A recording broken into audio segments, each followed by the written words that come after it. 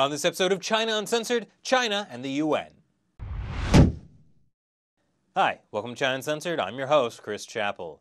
The United Nations, a bastion of international cooperation, a testament to the relentless drive of the human will towards the establishment of a better world for all.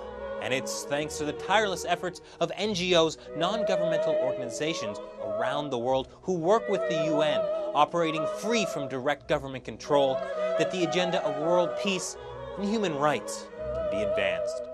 Take China. Now, you all know how I feel about the Chinese Communist Party, but NGOs are able to make a difference, even in China. Like the China Association for Preservation and Development of Tibetan Culture, for example. The Chinese regime's rule over Tibet has violated human rights and damaged Tibetan culture. Thank God there are NGOs like the China Association for Preservation and Development of Tibetan Culture, which do their best to, I imagine, develop and probably preserve Tibetan culture. Here's a picture of its headquarters. Oh wow, look at that. Are those black Audis?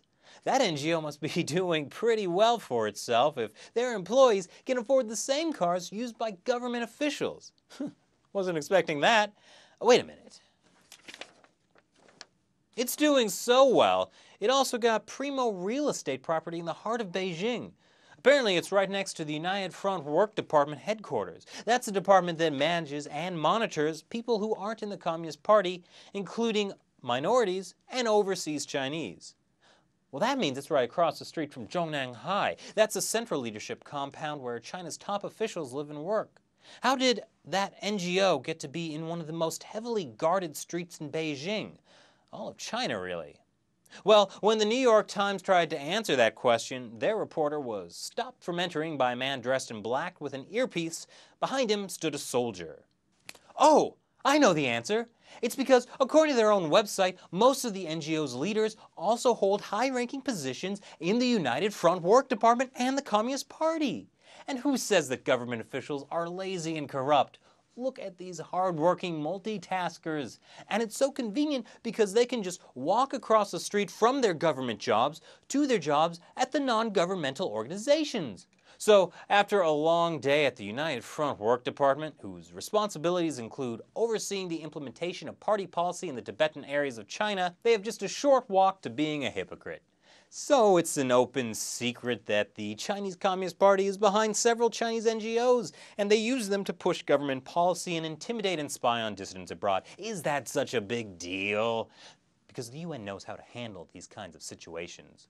Last week, at a meeting of the United Nations Human Rights Council in Geneva, a member of the China Association for Preservation and Development of Tibetan Culture started sneaking photos of T-Ana Wang, the daughter of medical doctor and Chinese democracy advocate Wang Bingjiang.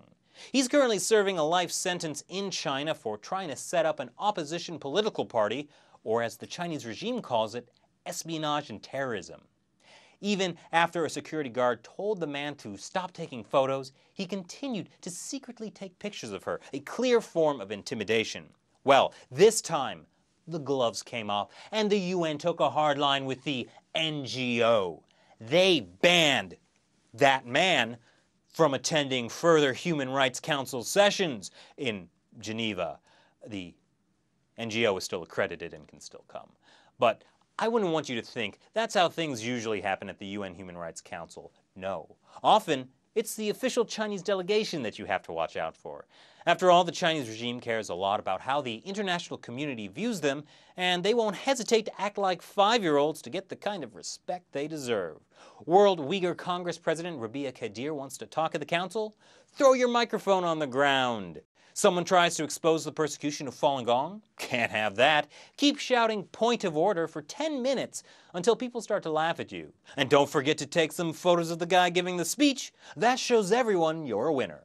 And as just happened last week, when the council wants to have a minute of silence to commemorate the death of Chinese activist Cao Chunli, who died from medical neglect after 6 months of detention in China after attempting to go to human rights-related training sponsored by the UN, argue and refuse to allow it. So clearly, China is having a hard time understanding the concept of human rights. Not to worry, Because just last November, a country was elected to the UN Human Rights Council that really gets and can communicate with China. That country is China. As a member of the Human Rights Council, China is sworn to uphold the highest standards in human rights. And I'm sure that China will make every effort to ensure that China starts improving their dismal human rights record. But China won't stop there. Just this January, China was elected to the executive board of the UNDP, and one of its main goals is building democratic societies. How long can China deny Chinese people democracy under pressure from China? I bet China will also really help out their fellow executive board member Iran with the Empower Women goal. Ah, the United Nations. I have every confidence in you. But just in case China ever fails to live up to the missions of the Human Rights and Democracy Building Councils, they'll have to deal with the scorn of the permanent members of the UN Security Council. And I know for a fact, China is nuts.